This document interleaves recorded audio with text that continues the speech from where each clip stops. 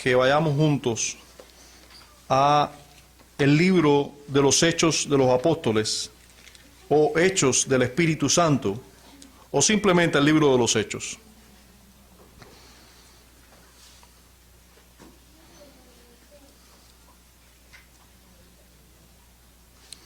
Y vaya conmigo al capítulo 7, porque hoy nos ocupará la lectura y exposición de casi todo el capítulo 7. Y les aseguro, es un capítulo largo.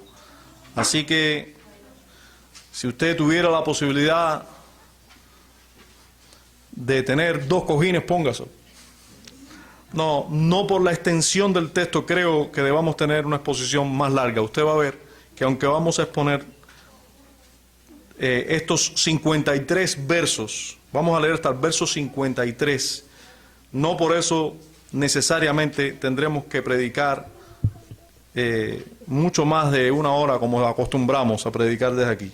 Así que Hechos capítulo 7, verso 1, y vamos a leer hasta el 53, por favor siga la lectura. El sumo sacerdote dijo entonces: ¿Es cierto? ¿Es esto cierto? ¿Es esto así? Y él dijo: varones, hermanos y padres, oíd. El Dios de la gloria apareció a nuestro padre Abraham, estando en Mesopotamia, antes que morase en Harán. Y le dijo: sal de tu tierra y de tu parentela, y ven a la tierra que yo te mostraré. Entonces salió de la tierra de los caldeos y habitó en Harán, y de allí, muerto su padre, Dios le trasladó a esta tierra en la cual vosotros habitáis ahora. Y no le dio herencia en ella, ni aún para asentar un pie, pero le prometió que se la daría en posesión y a su descendencia después de él, cuando él aún no tenía hijo. Y le dijo Dios así: que su descendencia sería extranjera en tierra ajena, y que los reducirían a servidumbre y los maltratarían por 400 años.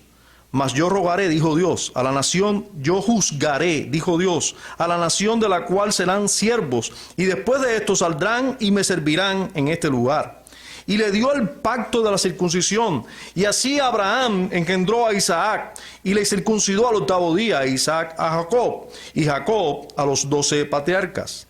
Los patriarcas, movidos por envidia, vendieron a José para Egipto, pero Dios estaba con él, y le libró de todas sus tribulaciones, y le dio gracia y sabiduría delante de Faraón, rey de Egipto, el cual lo puso por gobernador sobre Egipto y sobre toda su casa. Vino entonces hambre en toda la tierra de Egipto y de Canaán, y grande tribulación, y nuestros padres no hallaban alimentos. Cuando oyó Jacob que había trigo en Egipto, envió a nuestros padres la primera vez, y en la segunda José se dio a conocer a sus hermanos, y fue manifestado a Faraón el linaje de José. Y enviado José, hizo venir a su padre Jacob y a toda su parentela, en número de 75 personas.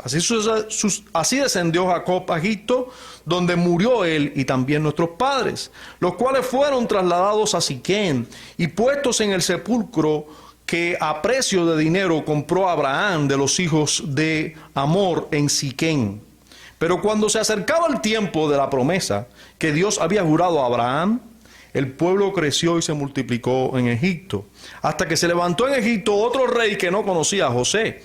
Este rey, usando de astucia con nuestros pueblos, maltrató a nuestros padres a fin de que expusiesen a la muerte a sus hijos, para que no se propagasen. En aquel mismo tiempo nació Moisés, y fue agradable a Dios, y fue criado 3 meses en casa de su padre, pero siendo expuesto a la muerte, la hija de Faraón le recogió y le crió como a hijo suyo. Y fue enseñado Moisés en toda la sabiduría de los egipcios, y era poderoso en sus palabras y obras. Cuando hubo cumplido la edad de 40 años, le vino al corazón el visitar a sus hermanos, los hijos de Israel. Y al ver a uno que era maltratado, lo defendió e hirió al egipcio, vengó al oprimido. Pero él pensaba que sus hermanos comprendían que Dios le daría libertad por mano suya, mas ellos no le habían entendido así. Y al día siguiente se presentó a uno de ellos que reñían y los ponía en paz, diciendo: varones, hermanos sois, ¿por qué os maltratáis el uno al otro? Entonces, el que maltrataba a su prójimo le rechazó diciendo: ¿quién te ha puesto por gobernante y juez entre nosotros? ¿Quieres tú matarme como mataste ayer al egipcio? Al oír esta palabra, Moisés huyó y vivió como extranjero en tierra de Madián, donde engendró 2 hijos. Pasados 40 años, un ángel se le apareció en el desierto del monte Sinaí, en la llama de fuego de una zarza. Entonces Moisés, mirando, se maravilló de la visión y acercándose para observar, vino a él la voz del Señor. Yo soy el Dios de tus padres, el Dios de Abraham, el Dios de Isaac, el Dios de Jacob. Y Moisés, temblando, no se atrevía a mirar. Y le dijo el Señor: quita el calzado de tus pies, porque el lugar en que estás es tierra santa. Ciertamente he visto la aflicción de mi pueblo que está en Egipto, y he oído su gemido, y he descendido para librarlos. Ahora pues, ven, te enviaré a Egipto. A este Moisés, a quien habían rechazado diciendo: ¿quién te ha puesto por gobernante y juez? A este le envió Dios como gobernante y libertador por mano del ángel que se le apareció en la zarza. Este los sacó, habiendo hecho prodigios y señales en la tierra de Egipto y en el mar Rojo y en el desierto por 40 años. Este Moisés es el que dijo a los hijos de Israel: profeta os levantará el Señor vuestro Dios de entre vuestros hermanos como a mí. A él oiréis. Este es aquel Moisés que estuvo en la congregación en el desierto con el ángel que le hablaba en el monte Sinaí y con nuestros padres, y que recibió palabras de vida que darnos, y al cual nuestros padres no quisieron obedecer, sino que le desecharon, y en sus corazones se volvieron a Egipto. Cuando dijeron a Aarón: haznos dioses que vayan delante de nosotros, porque a este Moisés que nos sacó de la tierra de Egipto no sabemos qué le haya acontecido. Entonces hicieron un becerro y ofrecieron sacrificio al ídolo, y en las obras de sus manos se regocijaron. Y Dios se apartó y los entregó a que rindiesen culto al ejército del cielo, como está escrito en el libro de los profetas. ¿Acaso me ofrecisteis víctimas y sacrificios en el desierto por 40 años, casa de Israel? Antes bien llevasteis el tabernáculo de Moloc y la estrella de vuestro dios Renfán, figuras que os hicisteis para adorarlas. Os transportaré pues más allá de Babilonia. Tuvieron nuestros padres el tabernáculo del testimonio en el desierto, como había ordenado Dios cuando dijo a Moisés que lo hiciese conforme al modelo que había visto, el cual, recibido a su vez por nuestros padres, lo introdujeron con Josué al tomar posesión de la tierra de los gentiles, a los cuales Dios arrojó de la presencia de nuestros padres hasta los días de David. Este halló gracia delante de Dios y pidió proveer tabernáculo para el Dios de Jacob, mas Salomón le edificó casa. Si bien el Altísimo no habita en templos hechos de mano, como dice el profeta: el cielo es mi trono y la tierra el estrado de mis pies. ¿Qué casa me edificaréis?, dice el Señor, ¿o cuál es el lugar de mi reposo? ¿No hizo mi mano todas las cosas? Duros de cerviz e incircuncisos de corazón y de oídos, vosotros resistís siempre al Espíritu Santo, como vuestros padres, así también vosotros. ¿A cuál de los profetas no persiguieron vuestros padres y mataron a los que anunciaron de antemano la venida del justo, de quien vosotros ahora habéis sido entregadores y matadores? Vosotros que recibisteis la ley por disposición de ángeles y no la guardasteis. Padre, imploramos una vez más que nos ayudes, que nos auxilies y que nos hables. Padre, a pesar de mí, habla a tu pueblo. Háblame a mí, háblanos a cada uno de nosotros por medio de tu palabra. Te lo imploramos en Cristo Jesús. Amén. Al fin de alcanzar eficazmente al mundo con el Evangelio, los creyentes deben saber defender su fe. Los creyentes deben saber defender su fe. Cuando Pablo instruyó a Tito, les recuerdo en su carta, que ordenara como pastor al varón que fuera retenedor de la palabra fiel tal como ha sido enseñada, para que también pueda exhortar con sana enseñanza y convencer a los que contradicen. Así le escribe Pablo a Timoteo. Esto no solo era para silenciar a los contumaces, habladores de vanidades y engañadores, sino también para enseñar a las personas de manera que éstas puedan hacer lo mismo. Pedro instruyó a los creyentes en general, ya no ahora a los pastores, y les digo así: estad siempre preparados para presentar defensa con mansedumbre y reverencia ante todo el que os demande razón de la esperanza que hay en vosotros.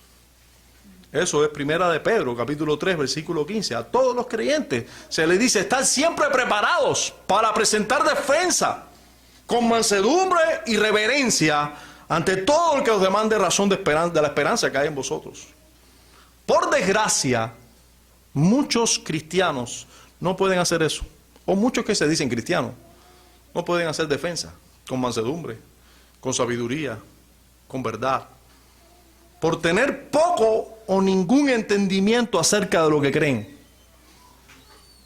Sin una sólida base para su fe, fácilmente son llevados por doquiera de todo viento de doctrina, por estratagema de hombres que para engañar emplean con astucia las artimañas del error, como lo dice Efesios capítulo 4, versículo 14. Atormentados por las dudas e ignorantes de la fe, son testigos ineficaces para el Señor Jesucristo. La apologética, yo sé que es una palabra quizás no conocida de muchos, es el estudio de la defensa de la fe. La palabra castellana se deriva de la griega apología, que significa discurso en defensa de algo. Hechos 25:16 describe la defensa de una persona acusada en su juicio. Pablo ofrece una apología a la iracunda turba en Jerusalén en Hechos 22:1. A los filipenses, Pablo le escribió: estoy puesto para la defensa. La palabra usada ahí es apología. Apología del Evangelio. Fíjense, Pablo le dice: estoy puesto para la apología del Evangelio, para la defensa del Evangelio. En el versículo 7 de ese capítulo, el apóstol Pablo dice: la defensa y confirmación del Evangelio. Defensa y confirmación del Evangelio. Ese versículo delinea los dos lados de la apologética: defender la fe contra ataques, hago defensa de la fe contra ataques que venga, y presentar también afirmaciones de la verdad del cristianismo a los no creyentes.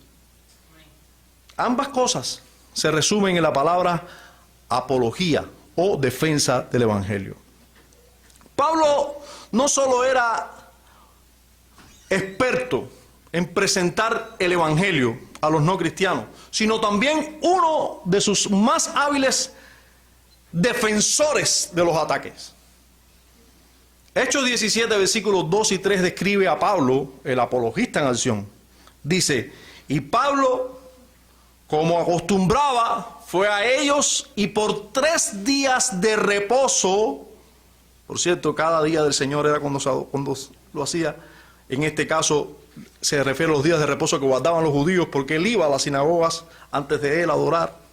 Por 3 días de reposo discutió con ellos, declarando y exponiendo por medio de las Escrituras que era necesario que el Cristo padeciese y resucitase de los muertos, y que Jesús, a quien yo os anuncio, decía él, es el Cristo. Igual que sucedió con Pablo, a todos los creyentes se les ordena contender, en este caso ardientemente, por la fe que ha sido una vez dada a los santos. Contender ardientemente. Esto lo dice Judas en el versículo 3. Esa cartica pequeña pero importante de Judas. Sin embargo, hubo un gran defensor de la fe antes que Pablo. Y su nombre fue Esteban. Y nosotros acabamos de leer la historia, y a lo mejor usted solo se expuso a un capítulo largo de la Biblia. Pero usted, si Dios lo capacitó para ello y usted estaba haciendo lo que tenía que hacer, usted pudo ver una defensa o una apología que acaba de hacer Esteban del Evangelio y en contra de las acusaciones que le hacían. Incapaces de superar a Esteban en debate público, sus oponentes inventaron falsas acusaciones de blasfemia contra Dios. Luego lo arrebataron y lo llevaron a rastras ante el concilio. Les recuerdo los versos anteriores. Su defensa se basó sólidamente en las escrituras del Antiguo Testamento, lo que él tenía como las escrituras, que a menudo citó textualmente, citaba las escrituras, en este caso la Septuaginta, que era la escritura que él conocía, pues él era de descendencia griega. La Septuaginta no es más que una versión que existía en esta época del Antiguo Testamento, que fue escrito en hebreo, pero que era una versión ya traducida del hebreo al griego. Él sabía que creía en la verdad. ¿Y por qué creía en la verdad? Hábilmente defendió la fe y con valor inquebrantable mostró su compromiso con esa fe, con esa verdad. Tan poderosa fue la disputa de Esteban por la fe, que sus acusadores quedaron primero hechizados hasta que él concluyó. Quedaron ahí hasta que él terminó, inmóviles. Luego, cuando uno hace una buena defensa de la fe, pueden ocurrir dos cosas. O las personas se endurecen más o son quebrantados. Bueno, estos fueron más endurecidos. Se llenaron de rabia y lo apedrearon.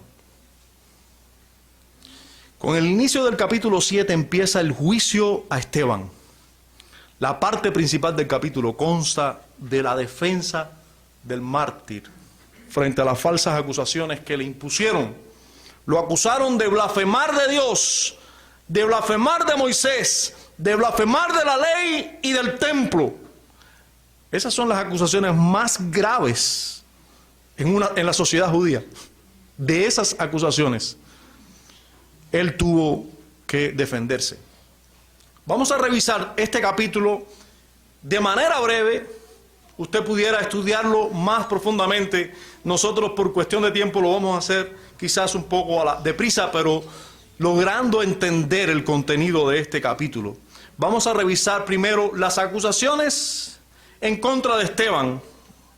Vamos a ver la defensa de Esteban en sí y luego vamos a ver la acusación y culpabilidad de sus acusadores. Porque Esteban sí se convirtió de acusado en acusador con la verdad. Vamos allá, vamos al desarrollo de nuestra predicación y vamos a ver primero, como les decía, la acusación contra Esteban. ¿En qué consistía la acusación? Bueno, para eso tenemos que ver a los versos anteriores, tenemos que regresar a los versos últimos versos del capítulo 6, específicamente en el 11 comienza la acusación, se nos cita de qué acusaban a Esteban. Dice el versículo 11, entonces sobornaron a unos para que dijesen que le habían oído hablar palabras blasfemas contra Moisés y contra Dios. Fíjese, primera acusación, usted está hablando mal de Moisés y de Dios. O sea, supuestamente, Esteban había blasfemado de Dios y había blasfemado de Moisés, el cual tenían casi como un Dios en la cultura griega. Pero en el versículo 13 nos dice que también había blasfemado contra la ley y contra el templo. Vaya conmigo al verso 13, dice, y pusieron testigos falsos que decían, este hombre no cesa de hablar palabras blasfemas contra este lugar santo, o sea, el templo, el edificio del templo, recuerde, donde hasta la muerte y resurrección de Cristo era el lugar correcto de adoración, ¿verdad? Ese lugar, estas personas lo tenían tan sagrado o más que al mismo Dios. y decir palabras blasfemas contra el lugar santo, eso era grave. Y también dice contra la ley. Por supuesto, si la ley nos manda a adorar allí y tú nos dices que podemos adorar en otros lados y hay que adorar a otra persona, entonces contra la ley tú también estás diciendo palabras blasfemas. Y en el versículo 14 se nos dice que él estaba hablando a favor de un Jesús, que estaba hablando a favor de Jesús y en contra de las costumbres que enseñó Moisés. Entonces esas eran las acusaciones, y es importante que nosotros las tengamos aquí fresquecitas, esas acusaciones que le hacían, para cuando nosotros vayamos a la defensa, veamos el porqué de las palabras de Esteban en su defensa. Y allí vamos a ver ahora, vamos a ir a adentrarnos en su defensa y vamos a ver que hay un porqué de casi cada una de las palabras que Esteban menciona en su, para nosotros, larga defensa. Bien, nos dice, o primero debemos notar que estamos delante de un juicio y que el sumo sacerdote, el que lideraba el Sanedrín, delante del cual estaba Esteban, le dice a Esteban primero, ¿es cierto? ¿O es así? ¿Es esto así como dicen tus acusadores? Y comienza la defensa de Esteban. Notemos, hermanos, que a pesar de que Esteban estaba siendo falsamente acusado, a pesar de que Esteban sabía que las personas que lo estaban acusando eran incrédulos, que eran culpables de haber matado al Señor y de ahora estar queriendo hacerle mal a uno de sus discípulos, que ellos no tenían ningún argumento para acusar debidamente a Esteban, que a pesar de eso, noten cómo él trata a sus acusadores. Porque debemos aprender de esto también. También esto es revelado por Dios. Les dice varones, hermanos y padres. Miren el respeto. Varones, hermanos y padres. Yo soy su hermano porque soy israelita igual que ustedes. Los considero hermanos israelitas. No es hermano en la fe. No es el mismo contexto para hermanos en la iglesia que este hermano que está dicho aquí, ¿verdad? Pero ellos eran similares a él. Ellos eran de la misma nación. Hasta allí, hasta hace poco, la misma religión. Les dice varones hermanos y les dice padres, porque eran los ancianos del pueblo. Les llama correctamente padres. Y hermanos, aquí no estamos hablando de hipocresía. ¿Usted sabe por qué no estamos hablando de hipocresía? Porque el versículo 60, cuando él estaba a punto de morir, cuando ya había sido apedreado por esos hermanos y padres, él le dice al Señor, ya a punto de expirar, dice que no, Señor, no les tomes en cuenta este pecado. Señor, no les tomes en cuenta este pecado. Los sigue mirando con misericordia, los sigue mirando con respeto, los sigue mirando con amor. Esteban sí sabía que era la gracia. Esteban sí sabía que lo único que lo diferenciaba de esos enemigos de la fe era la gracia de Dios. Y él miraba a las personas con gracia, con amor. Mirando la actitud de Esteban o el respeto y amor por sus oponentes, vamos a comenzar a ver ya la exposición como tal de Esteban.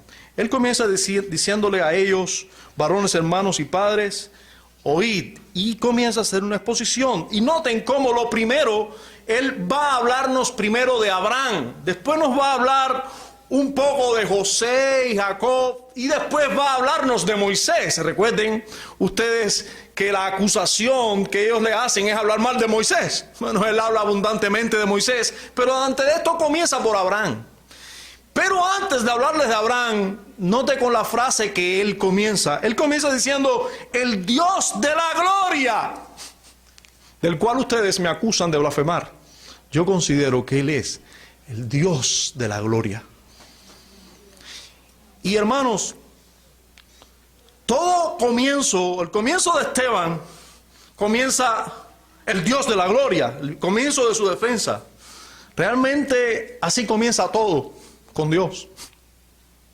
Así debe comenzar nuestro pensamiento, así debe comenzar nuestro día, así debe comenzar toda defensa nuestra, así debe comenzar toda argumentación nuestra, así debe comenzar todo intento de queja nuestra. Cuando comencemos a quejarnos, digamos, Dios, yo creo que ahí mismo se va a parar la queja. El Dios de la gloria, allí comienza todo. Recordemos que Él ha sido acusado de blasfemia contra Dios. Él comienza diciendo, el Dios de la gloria. Y dice, apareció a nuestro padre Abraham. Estoy leyendo el verso 2 aún. Apareció a nuestro padre Abraham, estando, ¿dónde? En Mesopotamia. Dios se le reveló a Abraham cuando éste vivía en medio de un país idólatra, no en Jerusalén y mucho menos en el templo. Cada palabra de Esteban estaba llena de sentido y estaba haciendo una gran defensa contra sus oponentes. Sus oponentes decían, tú estás blasfemando contra Dios, ¿es cierto eso? Tú estás diciendo que este lugar no es el lugar de la presencia especial de Dios. Yo les digo que el Dios de la gloria se le pareció a Abraham estando él en Mesopotamia. Allí se le apareció y sigue diciendo, y le dijo, sal. O sea, le habló en Mesopotamia. Le habló. Según Josué, el libro de Josué, en el capítulo 24, versículo 2. Miren cómo era Mesopotamia y el lugar donde Abraham vivía. Y dijo Josué a todo el pueblo, así dice Jehová, Dios de Israel, vuestros padres habitaron antiguamente al otro lado del río. Recuerden, Josué estaba acabado de llegar, de entrar a la tierra prometida, de conquistar y en la tierra prometida, pero él le estaba hablando de donde estaban los padres antes de entrar. Le dijo, al otro lado del río, esto es Taré, padre de Abraham y de Nacor, y servían a dioses extraños. Cuando Abraham estaba en medio de la idolatría, Dios se le apareció. Y hermanos, de eso se trata todo el cristianismo. Nosotros en medio de la idolatría y Dios apareciéndose a nosotros. No hablándonos de la misma manera que Dios le habló a Abraham, pero en cierta manera sí. Él ya ha hablado de todas esas maneras. Ahora está su palabra. Ahora Él usa otros medios, predicadores o la misma Biblia puesta en nuestras manos. Pero Dios nos habla y nos saca de la idolatría. Solo Dios lo puede hacer. Le habló a Abraham estando en Mesopotamia y le dijo, sal de tu tierra y de tu parentela y ven. Entonces, hermanos, Dios apareció a Abraham y no al revés. Abraham no salió en busca de Dios. Dios a Abraham. Solo ese paréntesis es bueno hacerlo. Ahora, también el texto nos sigue diciendo un poco adelante que Dios hizo pacto con Abraham, estando aún sin la tierra que le había prometido. Dios le promete, ven a la tierra que te voy a dar. Le dice que iba a darle esa tierra por herencia a él y a su descendencia. Pero Dios hace un pacto. Dios hace el pacto con Abraham no estando en la tierra prometida. Antes de entrar a la tierra prometida, Dios entra en pacto con este hombre. Miren, lean conmigo los versículos 7 y 8. Dice, mas yo juzgaré, dijo Dios, a la nación de la cual serán siervos y después de esto saldrán y me servirán en este lugar. Y dice, le dijo y le dio el pacto de la circuncisión. Y así Abraham engendró a Isaac y le circuncidó al 8º día, Isaac a Jacob y Jacob a 12 patriarcas. Todavía eran dueños de la tierra, pero Dios hizo pacto con ellos y les dijo, les voy a dar esta tierra. Ahora, deja a Abraham. Y una de las cosas que hace Esteban de una manera inteligente, sabia, con esa sabiduría que solo puede venir de parte de Dios, es mantener una línea continua de la historia, porque él sabía, él podía decir, mira lo que pasó con Abraham aquí, mira lo que pasó con José aquí, sin tener una línea continua. Pero sus oyentes les encantaba esa historia. Sus oyentes vivían orgullosos de su historia. Pues él sigue toda una historia y en toda la historia va citando elementos que él quiere usar a propósito para enseñarle una gran verdad a sus oponentes, para defender, hacer una defensa sólida de la fe que él tenía. Y ahora él comienza a hablar de los patriarcas, ¿verdad? Versículo 9, movidos ¿por qué? Por envidia. Vendieron a José y por breves versos se concentra en la persona de José. Pero note usted que ya él comienza, aunque nosotros vamos a hablar específicamente de la acusación que él le hace a sus oponentes o a sus acusadores, cuando él acusa ya directamente a sus acusadores, valga la redundancia, es por allá por el verso 50, por el 51, para ser más específico y más preciso. Pero desde aquí, yo quiero que ustedes ya vayan tejiendo conmigo que ya él comienza a hacer una acusación a sus acusadores, valga la redundancia. Desde aquí ya le está diciendo, miren lo que pasó con los patriarcas, tuvieron envidia. Ustedes, padres, nuestros padres, los patriarcas, ustedes y yo tenemos que ver que en nuestra historia también hay muchos errores. Que nuestros padres no solo fueron Abraham, Isaac, Jacob, José, David, Moisés. No, también los patriarcas que vendieron por envidia a José son parte de nuestra historia. Y ya aquí, Esteban comienza a mostrar el pecado de sus oponentes. Y les dice, movidos por envidia, vendieron a José. ¿Para dónde? Para Egipto. Pero es importante el lugar. ¿Por qué? Porque dice, pero Dios estaba con él.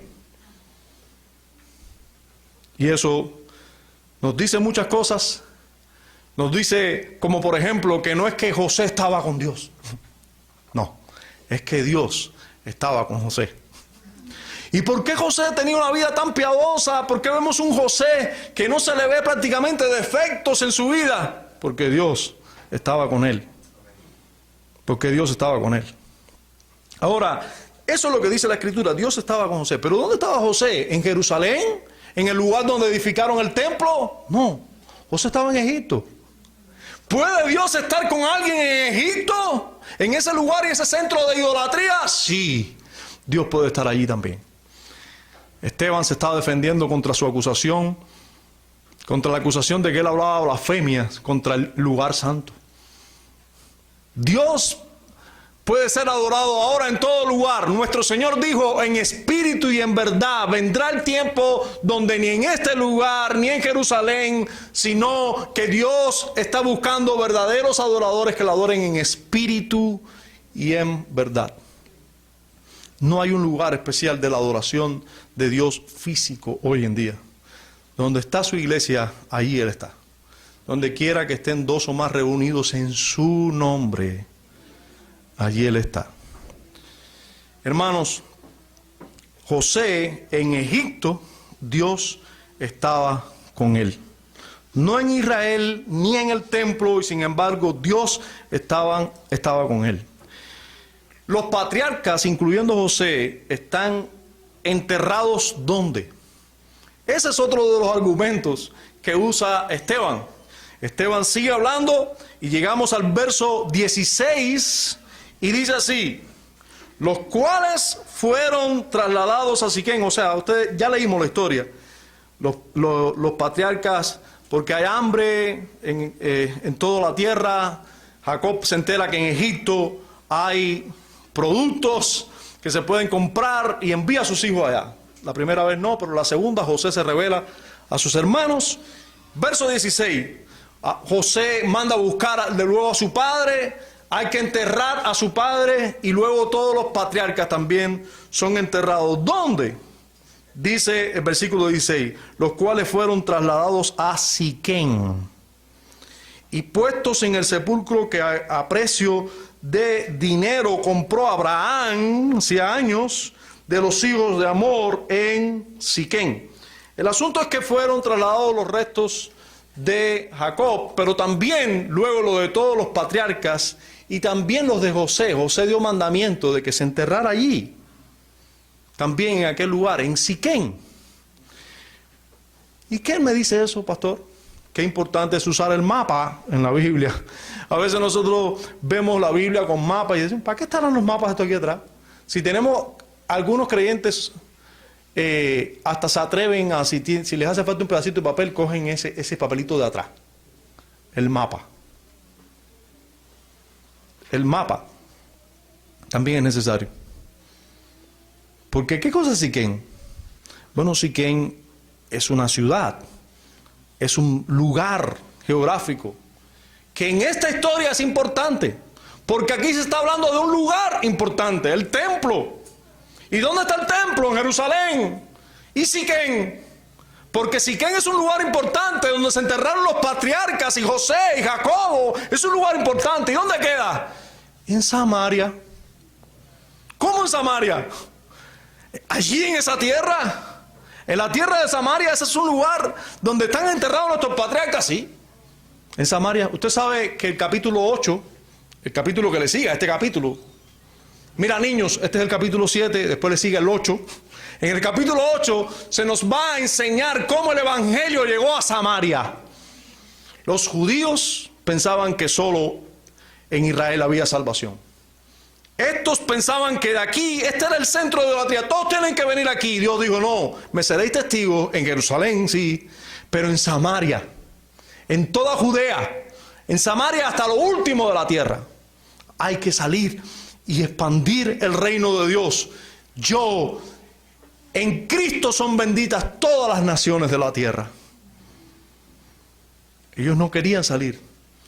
Ahora se le está recordando a Esteban dónde fueron enterrados los patriarcas. Incluso José, el cual Dios estaba con él, fue enterrado en Siquén.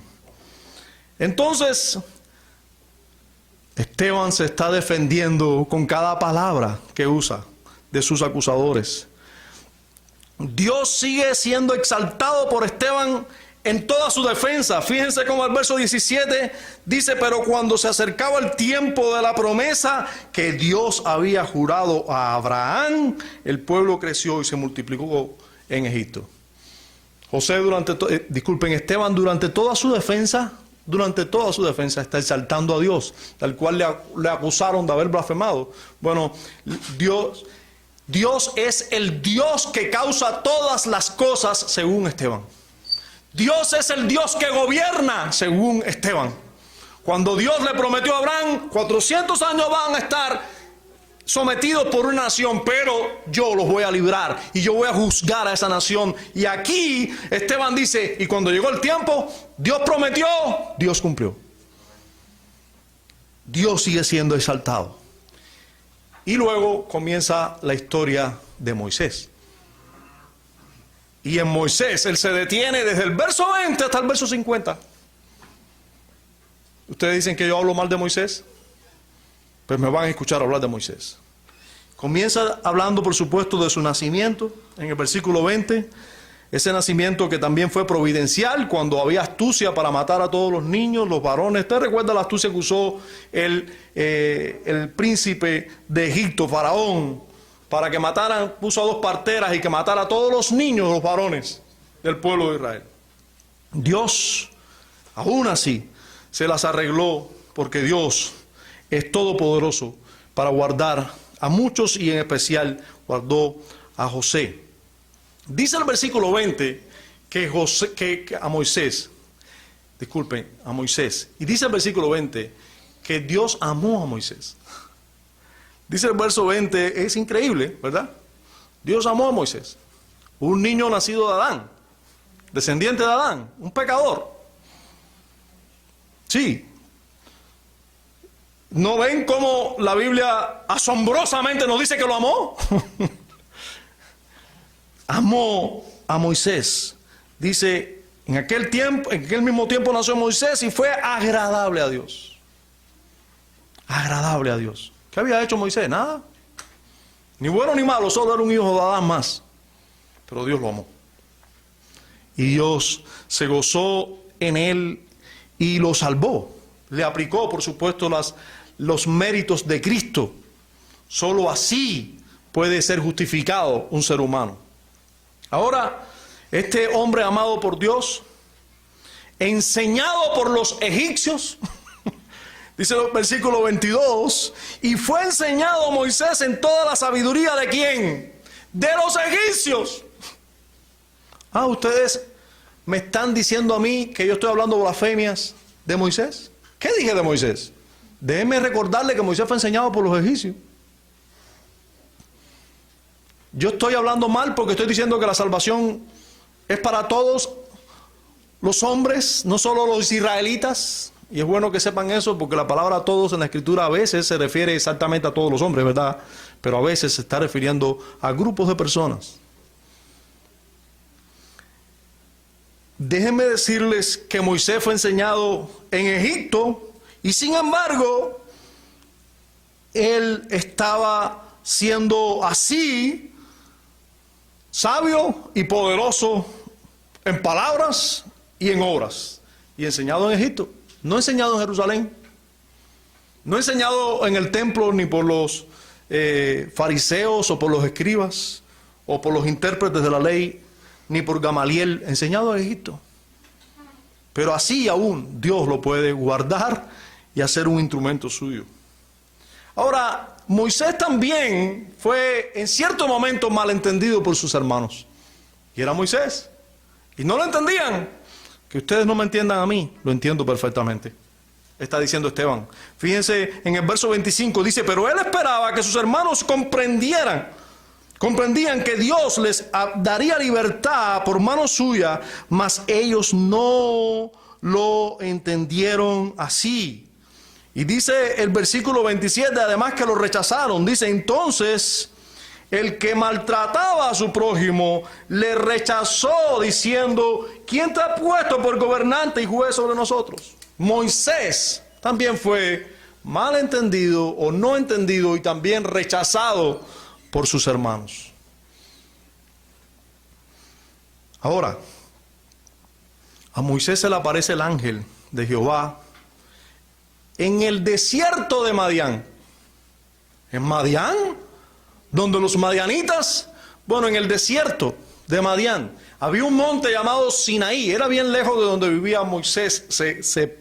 Cuando uno mira en el mapa, era bien lejos. Él había apacentado, se había ido a apacentar las ovejas, recuerde Moisés. Y llegó hasta el desierto en Sinaí, en el monte, allí estaba apacentando las ovejas. Y allí se le aparece Dios. Pero si usted pudiera mirar en el mapa, por favor, y usted viera la distancia que hay entre Sinaí, el monte Sinaí, e Israel, y el lugar del templo, era muy distante eso. Muy distante. Pero además en tierra madianita. Allí estaba el monte. Allí se le reveló Dios. ¿Cómo es que el Dios santo que habita aquí, allí se le manifestó? Sí, yo quiero recordarles que Dios se le manifestó a Moisés en Madián, en un desierto. Allí se reveló Dios. ¿Por qué ustedes encierran a Dios en cuatro paredes? Cuando Dios llamó en Mesopotamia a Abraham, estaba con José en Egipto y se le manifestó a Moisés en Madián. ¿Por qué lo encierran en cuatro paredes? Ese es el mensaje que estaba dando Esteban a sus opositores. Dios le habla en el desierto, porque no solo se le aparece, dice el versículo 29, le voy a pedir que lea conmigo allí. Versículo 29 dice, al oír esta palabra, Moisés huyó y vivió como extranjero en tierra de Madián, donde engendró 2 hijos. Pasados 40 años, un ángel se le apareció en el desierto del monte Sinaí, en la llama de fuego de una zarza. Un ángel se le apareció en el desierto del monte Sinaí. Pero sigue diciendo, no solo se le apareció en el monte Sinaí, sino que entonces Moisés, mirándose, maravillaba de la visión y acercándose para observar, vino a él, ¿qué cosa? La voz del Señor. Dios no solo habla desde aquí, desde Jerusalén, no, allí. la voz del Señor que dijo: yo soy el Dios de tus padres, el Dios de Abraham, el Dios de Isaac, el Dios de Jacob. Y Moisés, temblando, no se atrevía a hablar. Se le dice: quita el calzado de tus pies, porque la tierra donde estás pisando es tierra santa. ¿Cómo? ¿Sinaí, tierra santa? Sí. El lugar que tú estás pisando es santo. En Madián, en el monte Sinaí, sí, allí, tierra santa, donde Dios está, tierra santa. Dios le dijo que aquel lugar era santo. Si Dios lo dice, no solo el templo es santo, Dios dijo que aquella tierra era santa y es santa. Ahora, aquí comienza más seriamente el ataque, o se va agudizando el ataque de Esteban contra todos los miembros del Sanedrín. En el verso 35 comienza a intensificarse el asunto. Dice Esteban: a este Moisés, a quien habían rechazado diciendo: ¿quién te ha puesto por gobernante y juez? A este lo envió Dios como gobernante y libertador por mano del ángel que se le apareció en la zarza. ¿Usted no se da cuenta que a propósito Esteban está diciendo: lo habían rechazado? A ese mismo que lo habían rechazado, a ese mismo fue el que Dios envió como gobernante y libertador por mano del ángel que se le apareció. A ese mismo. Ahora, Dios hizo milagros y prodigios por mano de Moisés. ¿Dónde? ¿Dónde Dios hizo milagros y prodigios por mano de Moisés? Solo en Israel, solo en Jerusalén, solo en el lugar santo, en el templo. Solo allí Dios hizo milagros. Según el verso 36, no. Por eso, este mártir cristiano usa toda esta historia para demostrar que pensar que Dios está solamente en el templo, eso sí es blasfemia. Sigue hablando de Moisés y le dice: este los sacó habiendo hecho prodigios y señales en tierra de Egipto. Allí él subió la voz, igual que yo. Sí, allí Esteban dijo: en tierra de Egipto. Allí hizo prodigios y milagros. Y en el Mar Rojo. Eso es un lugar y no es este lugar. Allí Dios hizo milagros. Y en el desierto, por un poquito de tiempo, no, por 40 años, en el desierto. Dios hizo milagros y prodigios en el desierto por 40 años. ¿Qué me están diciendo ustedes? ¿Que solo este lugar es santo?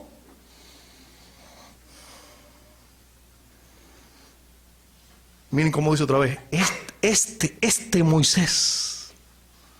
Y este Moisés, Moisés, es muy importante.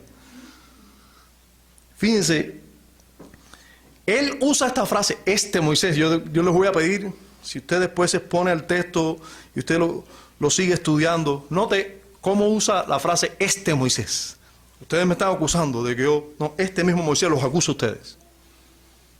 Porque este mismo Moisés es quien nos habló del Cristo del cual ustedes me acusan que yo hablo.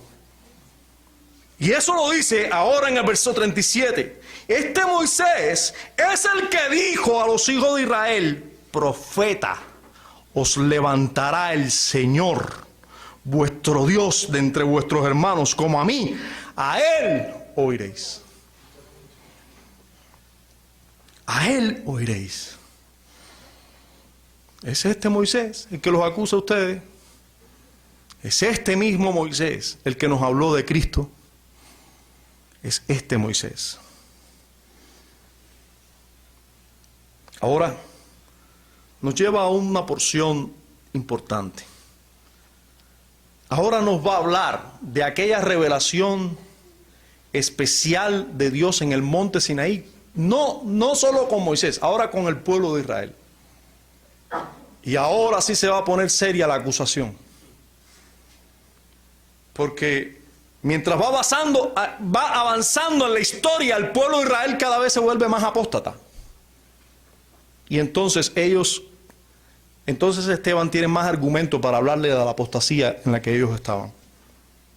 Y comienza en el versículo 38 diciéndole, este es aquel Moisés, este mismo Moisés que ustedes me acusan que yo blasfemo contra él, es ese mismo Moisés que estuvo en la congregación en el desierto con el ángel. Ahora no solo, no, con toda la congregación, que le hablaba en el monte Sinaí, una vez más, y con nuestros padres. Ah, nuestros padres. Qué bellos nuestros padres. ¿Cuán orgullosos estamos de nuestra herencia? No, nuestros padres estaban ahí, con Moisés, con este Moisés. ¿Pero qué hicieron los padres? Nos sigue diciendo. Y que recibió la palabra de vida que darnos, al cual nuestros padres no quisieron obedecer, sino que le desecharon. Y en sus ordenanzas en sus corazones se volvieron ¿a dónde? A Egipto. Ellos estaban allí estaba la revelación de Dios, pero ¿dónde estaban sus corazones? En Egipto. ¿Usted sabe qué estaba diciéndole Esteban a estos hombres? Ustedes están aquí, pero sus corazones están en Egipto. Ustedes son unos idólatras igual que nuestros padres. Y le sigue diciendo, cuando dijeron a Aarón, haznos dioses, nuestros padres le dijeron a Aarón, haznos dioses que vayan delante de nosotros, porque a este Moisés que nos sacó de la tierra de Egipto, no sabemos qué le haya acontecido. Entonces, le sigue diciendo a ellos, Esteban, hicieron un becerro y ofrecieron sacrificios al ídolo. Y esta frase está durísima. Dice, y en las obras de sus manos se regocijaron. ¿En qué se estaban regocijando ellos ahora? En el templo. En la obra de sus manos. Ustedes han vuelto este templo en un ídolo. En la obra de sus manos ustedes se están regocijando. Han dejado al Dios verdadero y están adorando a una construcción hecha de manos. La idolatría de aquellos no es distinta a la idolatría que tienen ustedes hoy. Ustedes se están regocijando, adorando a la obra de sus propias manos. Y miren cómo dice, y Dios se apartó. Déjenme decirles que esta no va a ser la primera vez ni la última. En aquel momento Dios se apartó de los padres y ahora se está apartando de ustedes. Dios se apartó y los entregó a que rindiesen culto al ejército del cielo, como está escrito en el libro de los profetas. ¿Acaso me ofrecisteis víctimas y sacrificios en el desierto por 40 años, casa de Israel? Antes bien llevasteis el tabernáculo de Moloc y la estrella de vuestro dios Renfán, figuras que os hicisteis para adorarlas. Os transportaré pues más allá de Babilonia. Palabras proféticas que describen claramente lo que hizo el pueblo de Israel durante esos 40 años en el desierto. Pero sigue diciendo Esteban, ustedes nuestros padres tuvieron nuestros padres el tabernáculo del testimonio. ¿Dónde? En el desierto. Qué dicha tener el tabernáculo del testimonio. ¿Y dónde gozaron de esa dicha? En el desierto. Como había ordenado Dios cuando dijo a Moisés que lo hiciese conforme al modelo que había visto, el cual recibió a su vez por nuestros padres. Lo introdujeron con Josué al tomar posesión de la tierra de los gentiles, a los cuales Dios arrojó de la presencia de nuestros padres hasta los días de David. Halló gracia a David delante de Dios y pidió proveer tabernáculo para el Dios de Jacob, hacerle el templo. Mas Salomón le edificó casa. Y aclara rápidamente Esteban. Si bien el Altísimo no habita en templos hechos de mano, como dice el profeta. El cielo es mi trono. No es el templo, no es este lugar. Mi cielo es mi trono. El cielo es mi trono. Y la tierra completa, estrado de mis pies. Habito en todo lugar de esta tierra.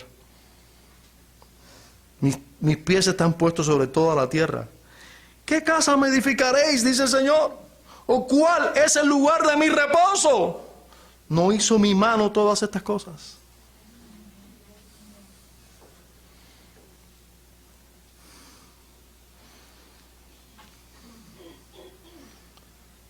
Josué entrando a la tierra prometida, David, Salomón edificando el templo. ¿Pero y qué es el templo?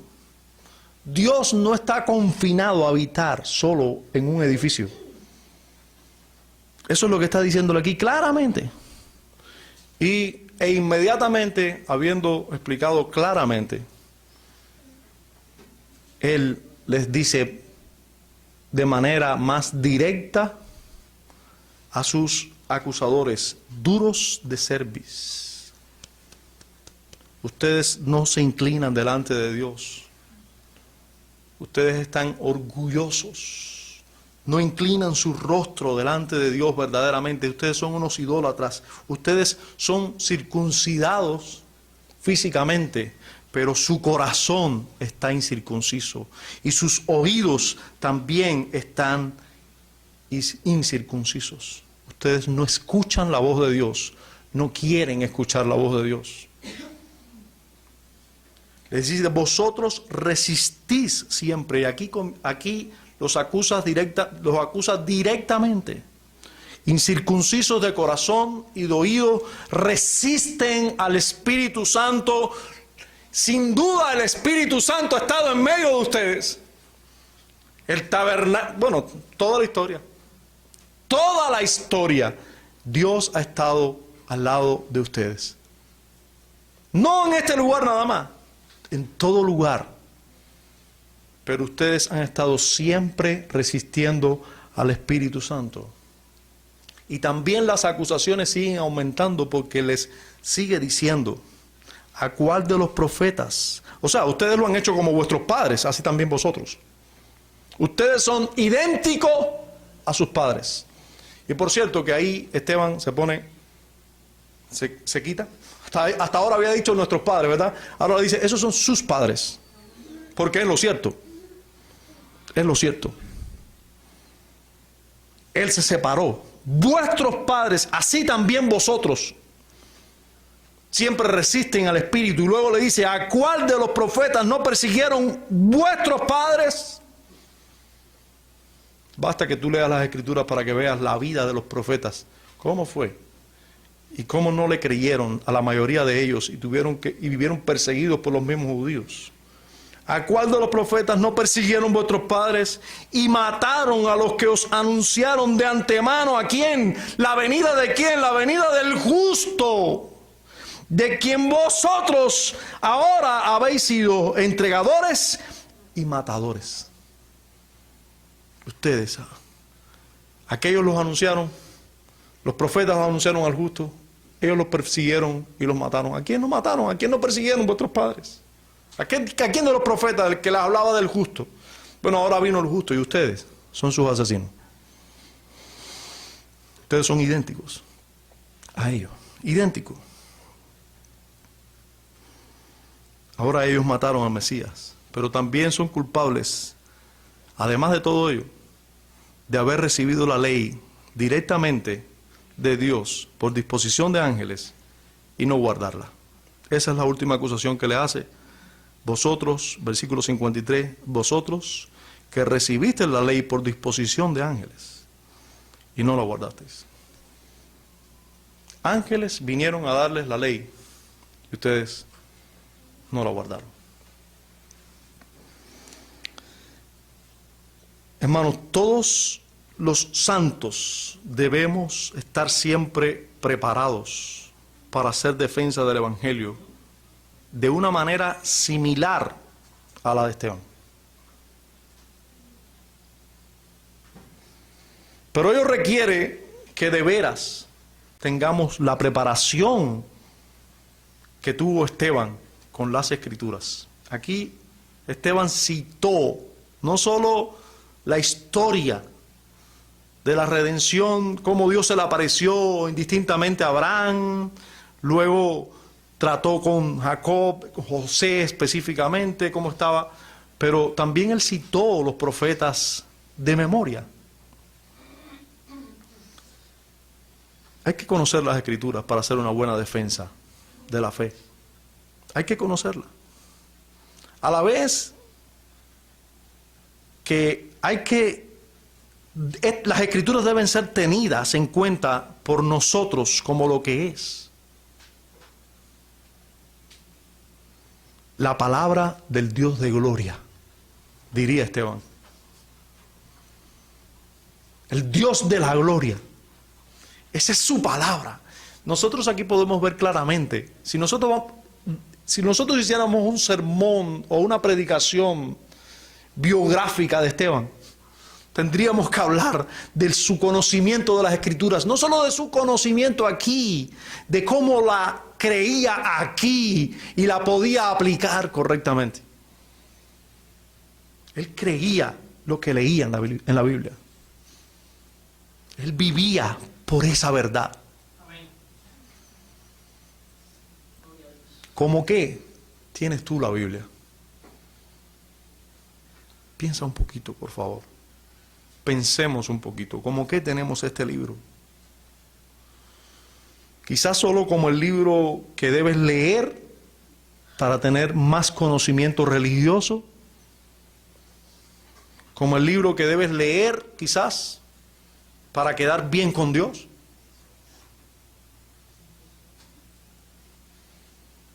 A veces nosotros pensamos que somos muy diferentes de aquellos que hacen largas caminatas hasta el rincón, en no sé qué lugar de La Habana, para agradar a San Lázaro, para que él interceda por nosotros ante Dios. Nosotros decimos que absurdo, pero qué estupidez, pero qué idolatría, que... Algunos creyentes toman este libro, que es la palabra de Dios, o sea, donde está plasmado, escrito la palabra, la revelación de Dios, este libro, y hacemos largas caminatas en él. Porque así cumplimos con Dios. Aquel hombre que va y hace largas caminatas o va de rodillas hasta allá, dice, yo si hago eso, yo quedo bien con Dios. Así dice él. Nosotros somos muy distintos si hacemos grandes caminatas aquí, porque si leemos la Biblia, el pastor dice que hay que leer la Biblia, si leemos la Biblia, ya. Hicimos grandes caminatas. Hermanos, estoy convencido que la obra que Dios hizo en Esteban, la obra de salvación que obró en Esteban, hizo que él mirara este libro no como ese libro que hay que leer para quedar bien con Dios, sino el libro en el cual Dios se revela. El libro que nos dice cómo obra Dios, quién es Dios, qué es el hombre. Esteban leía los rollos de las Escrituras, iba a adorar en las sinagogas, se mostraba y conocía las Escrituras como lo que es la palabra de Dios.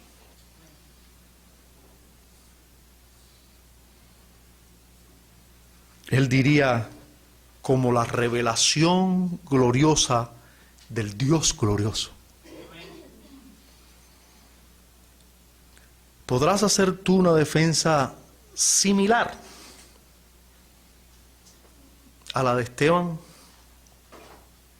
¿Podrás hacer tú una defensa similar ante los que se oponen hoy, que son la mayoría de los que nos rodean, a las verdades reveladas por Dios? ¿Podrás hacer tú una defensa similar? Miremos también a la defensa de Esteban y notemos cómo sus oponentes fueron acusados mientras él exponía la verdad de la revelación de Dios. Sus oponentes eran acusados. En la medida que él iba hablando y haciendo defensa de la verdad, sus oponentes iban creciendo en acusación. Se sentían acusados a sí mismos. Yo te quiero preguntar, ¿son acusados los oponentes de hoy cuando les presentan las Escrituras?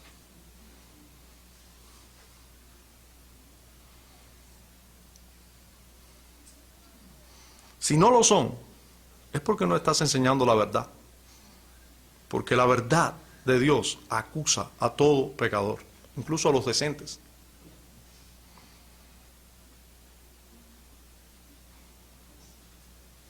Disculpa que hable de mí por un momento, pero yo salía hoy de casa, venía para acá, y una persona decente que vive al lado de mi casa me decía, pastor, ¿cómo está?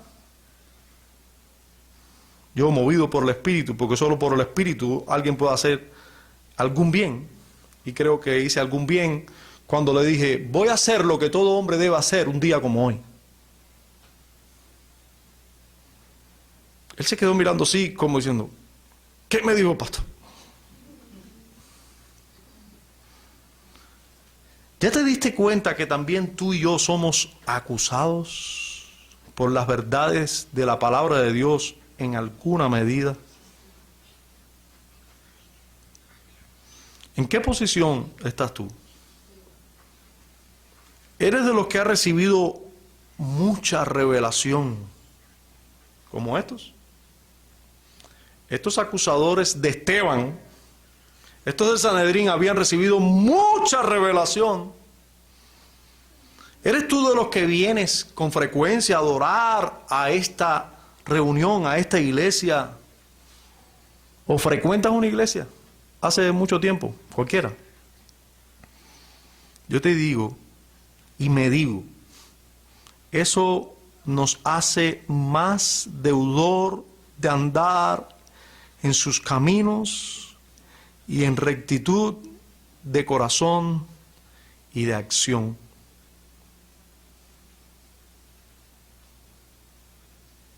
Eso nos hace más deudor.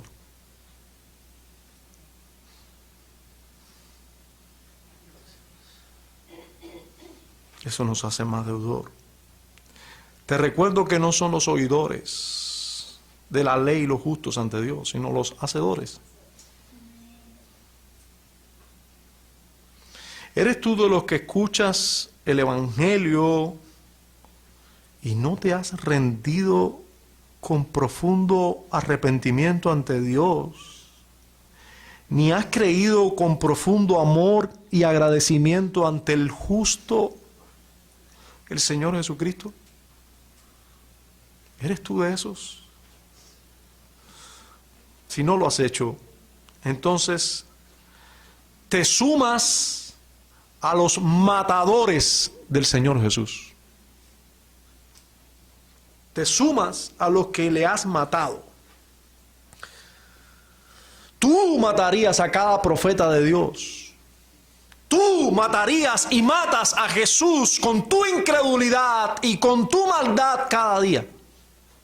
Eso. Tú estás acusado por la palabra de Dios hoy. Tú no eres distinto de los que aquí son mencionados, si no te has arrepentido y creído en el único Salvador, en aquel que Dios nos dio para tener salvación.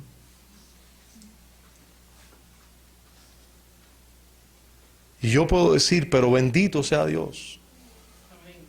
Él murió para pagar por los pecados del hombre. Él resucitó de entre los muertos y está a la diestra de Dios. Y escuchen, Él te dice, mira a mí y sé salvo. Mirad a mí y sed salvos. Y note el imperativo. Mirad. Mirad a mí y sed salvos. Eso es un mandato. No te está diciendo, descubre si eres un elegido de Dios o no. Eso no lo sabe nadie. Por favor, nosotros tenemos que atender a la revelación de Dios. Él se ha revelado a nosotros. Él nos ha dicho, hay cosas que nos ha ordenado. Nadie sabe si es elegido. El mandato de Dios para todo es, miren a mí y sean salvos. Para todos los hombres, es ese mandato.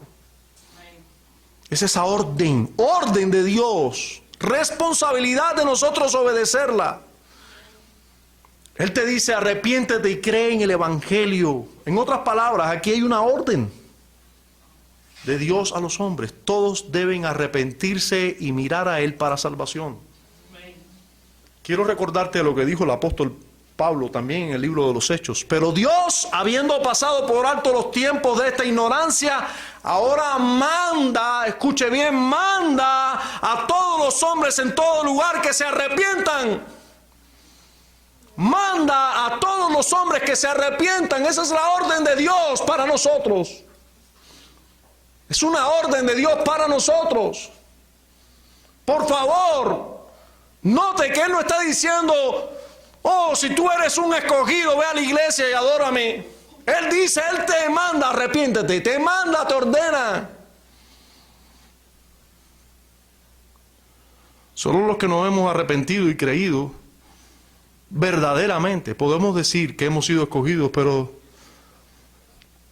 Él nos manda a todos nos manda, nos ordena que nos arrepintamos. Eso es lo revelado. Si soy elegido o no, a lo mejor mañana, yo estoy aquí predicando y mañana a lo mejor no estoy en el cielo.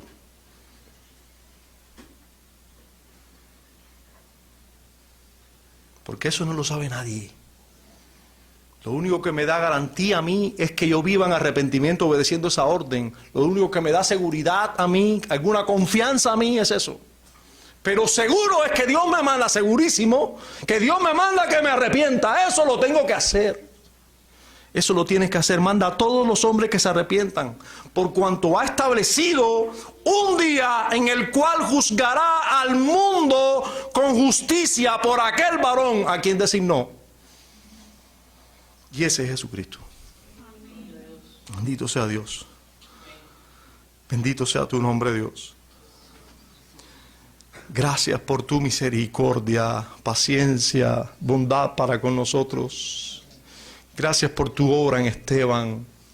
Gracias por la defensa que pudo hacer de ti. Concédenos a tu iglesia hoy, Señor, obedecer. Tener tu palabra como lo que es. Exponerse a ella como lo que es. Estar preparada para hacer defensa de la verdad con argumentos suficientes para convencer a los que se oponen.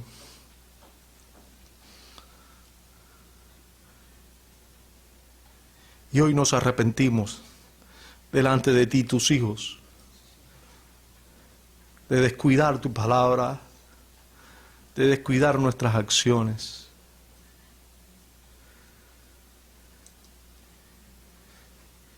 Hay estuvo hoy arrepentidos aquí también de sus pecados y de volverse a ti, creyendo, arrepintiéndose y mirando a ti, Jesús.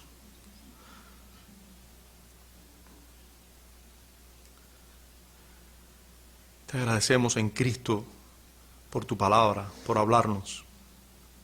Te agradecemos. Concédenos siempre ello. Amén.